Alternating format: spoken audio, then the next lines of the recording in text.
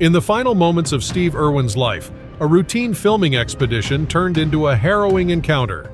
Join us as we unveil the heart-stopping footage captured by his cameraman, revealing the deadly last minutes of Steve Irwin, the crocodile hunter. On September 4, 2006, 44 years old Steve Irwin went to work. He packed his truck with supplies and equipment and headed towards Bat Reef in northeastern Australia near Port Douglas.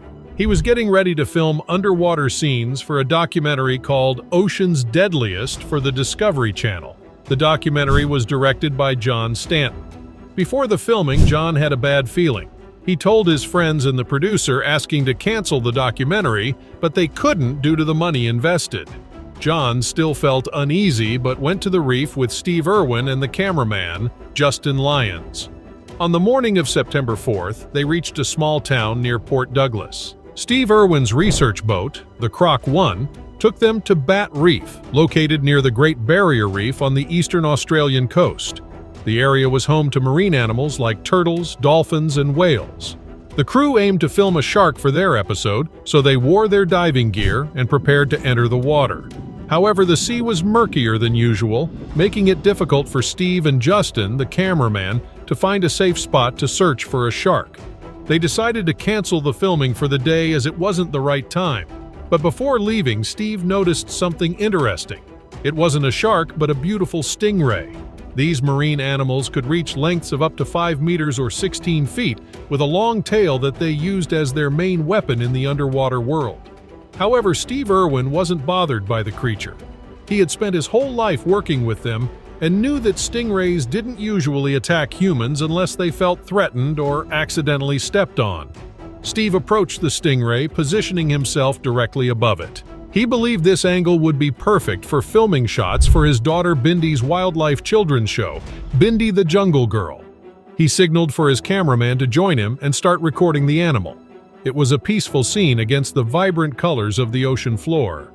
Stingrays rarely allow humans to get so close. They usually swim away or bury themselves in the sand when encountering people. As Justin Lyons came closer to Steve Irwin, they had no idea what was about to happen.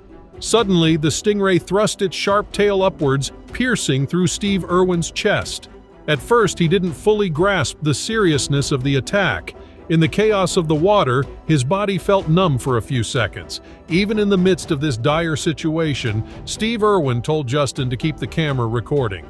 He wanted to capture something from this unexpected encounter. However, Justin was painfully aware of the gravity of the situation. Steve's chest had a large hole around 2 inches in size and he was bleeding heavily, turning the water around them red. Worried that the blood might attract sharks, Justin pulled Steve Irwin and urged him to swim to safety. Once they reached the surface, the severity of Steve's injuries became evident.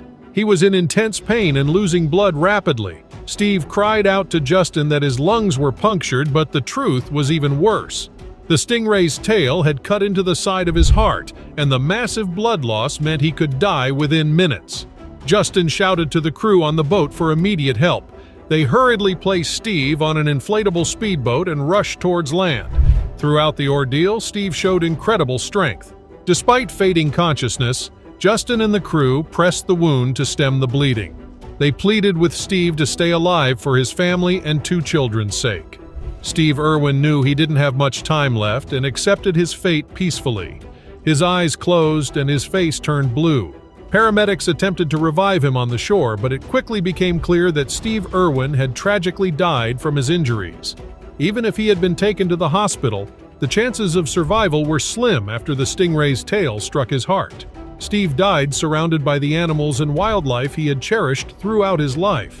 The entire incident, from the stingray's attack to the paramedics' efforts, was recorded by Justin Lyons. However, out of respect for Steve's memory and to spare his family further pain, Justin deleted the final copy of the footage. However, the crew members and colleagues who loved and admired him couldn't forget the horrifying and painful sight. When Steve Irwin's wife and children learned about his tragic passing while they were in Tasmania, they were devastated.